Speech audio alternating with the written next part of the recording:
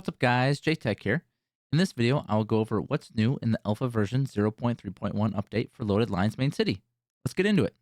I know we have all been waiting for this for some time. It was originally announced September 6th, and we waited patiently, and we finally have the clear all furniture button. If you haven't used it yet, I can show you. Once in your mansion, every room you go into is listed here on the bottom right. You click it, and it asks you if you want to remove the furniture. It will only remove the furniture for the room you are currently in, which I think is awesome.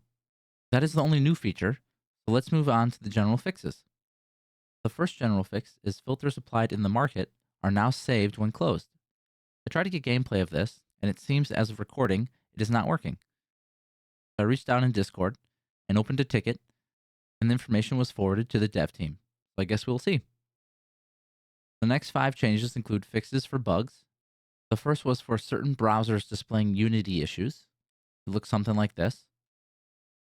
The next one was for the currency balance sync display issues. Then they added some optimization improvements for the competitive season leaderboard. The last 2 were the memory related optimizations to hopefully help with this error. And lastly, minor text errors and goal debuff conditions were made. Like the last update, this one was also short, but definitely a welcomed one. That's everything in the 0.3.1 update. Here is what is scheduled coming soon. The ability to use multiple loaded line CyberCub NFTs, diminishing returns for backpack and furniture, and daily and weekly quest systems. All that is coming post-season. Lastly, I have 2 other videos I plan on releasing in the near future, one during the season and one after. Let me know what you think Loaded Lines Main City needs most to succeed, and I would love to put it in my next video tailored towards the CDC and dev team. And for this channel, I have been trying to think of ways I can give back to you guys for all the support so far. So down the pipeline, I have been thinking of possible giveaways at milestone marks, so stay tuned for 500 and 1,000 subscribers.